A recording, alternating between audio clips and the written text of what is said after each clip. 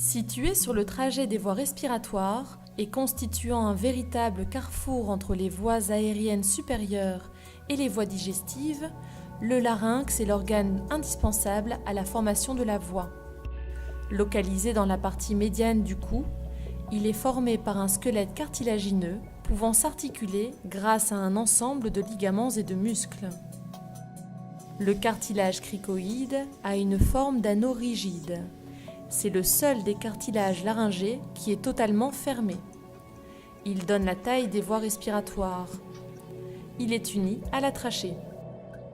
Les cartilages aryténoïdes sont des cartilages mobiles qui assurent l'essentiel de la fonction laryngée.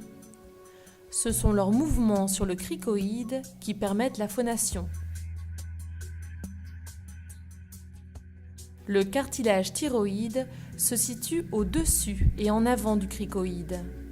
Il a une forme de livre ouvert, posé verticalement, dont la saillie cervicale sous le menton dessine la pomme d'Adam. L'os hyoïde est situé horizontalement et tout en haut du cou. Sur cet os s'insèrent le larynx, la base de la langue et certains muscles du voile du palais. Le cartilage épiglottique, quant à lui, assure la fermeture du larynx lors de la déglutition.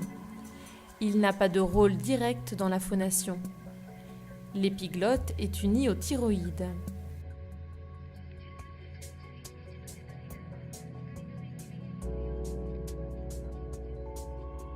À l'intérieur du larynx, nous trouvons les deux cordes vocales, encore appelées plis vocaux.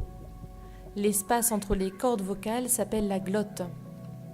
Les cordes vocales vibrent et s'écartent plus ou moins en fonction du son que l'on veut émettre.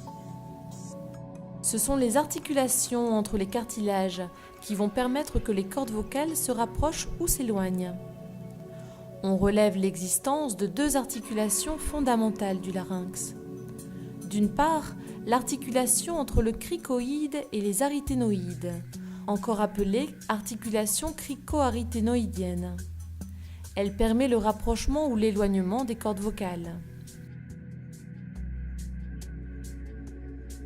La seconde articulation fondamentale du larynx est celle entre le cricoïde et le thyroïde, d'où son nom d'articulation cricothyroïdienne. On observe un mouvement de bascule assuré par les muscles cricothyroïdiens, plus communément appelés tenseurs des cordes vocales.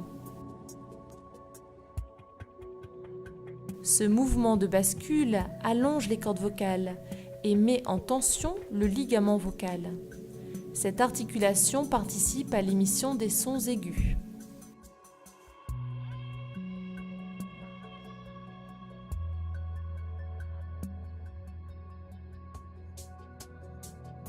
Voyons précisément comment est produite la voix. Quand nous inspirons, la glotte est ouverte pour que l'air circule.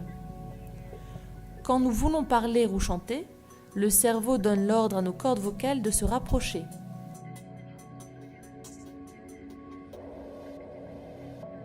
Les poumons se vident, l'air remonte jusqu'au vibrateur laryngé.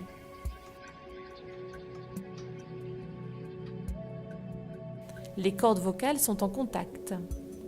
L'air expiratoire fait pression, il appuie et finit par passer.